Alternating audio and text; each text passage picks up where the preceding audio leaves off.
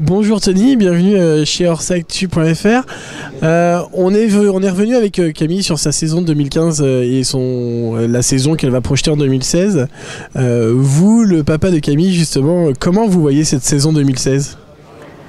Bah écoutez, cette saison, je la vois relativement sereine puisqu'elle va non seulement continuer d'évoluer et en plus être assez sereine par rapport à la saison 2015, c'est-à-dire qu'elle a déjà un bon appui sur ce qu'elle a fait l'année dernière et aujourd'hui, je pense qu'elle va aborder ça avec beaucoup de sérénité.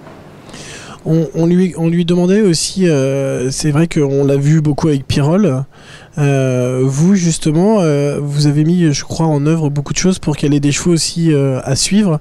Est-ce que vous pouvez nous en parler un petit peu justement de ces chevaux qui viennent ? Oui, elle a des gens qui l'ont remarqué, qui veulent lui faire confiance et aujourd'hui derrière Pirol, qui est la pilier de son piquet, elle a Sita qui est une jument qui vient de prendre 9 ans.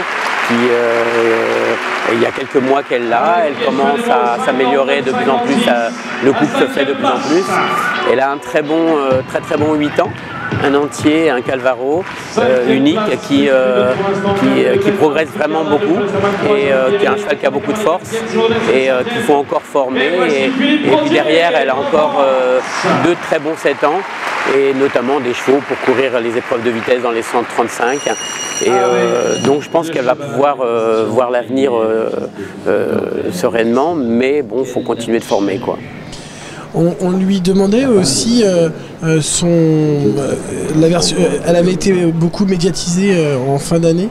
Comment est-ce que vous avez mis des choses en place, vous, pour la protéger ? Est-ce que justement, vous qui êtes à ses côtés en permanence, vous avez su aussi prendre un peu de distance par rapport à ça ?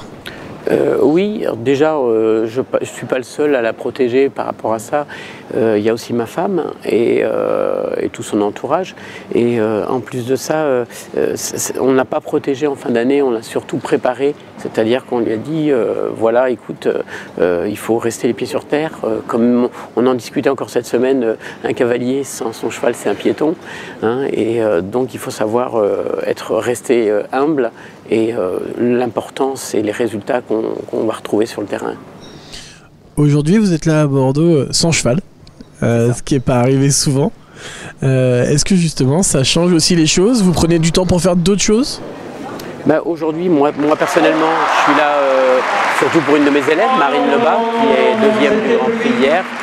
Et c'est vrai que ça fait un petit peu, on va dire, concours vacances, hein, un peu de relâche, mais ça nous permet de voir un petit peu.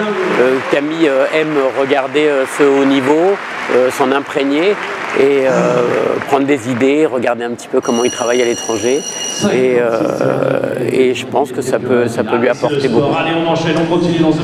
Tout à l'heure, elle va être au micro d'Equidia. C'est une nouvelle expérience. Comment vous allez être, vous, derrière ? Un petit peu stressé comme quand elle est à cheval ou pas du tout Non, pas du tout, parce que je trouve qu'elle fait ça bien. Alors moi, je peux en parler un peu parce que je suis ancien disque jockey. Et je trouve qu'elle a une facilité à parler au micro, le micro lui fait pas peur. Et donc, en plus, elle connaît bien son sujet, puisque tous les poneys, elle les connaît, tous les enfants qui montent, elle les connaît aussi, puisqu'elle y était il n'y a pas très longtemps. Et je pense que... Mais je suis vraiment assez content, parce que je pense que c'est encore une flèche en plus à son arc. C'est quoi la vie de papa Camille Condé-Ferreira le reste de la semaine quand on n'est pas le coach de sa fille ? On vit plein de bonnes choses. On vit plein de bonnes choses au quotidien.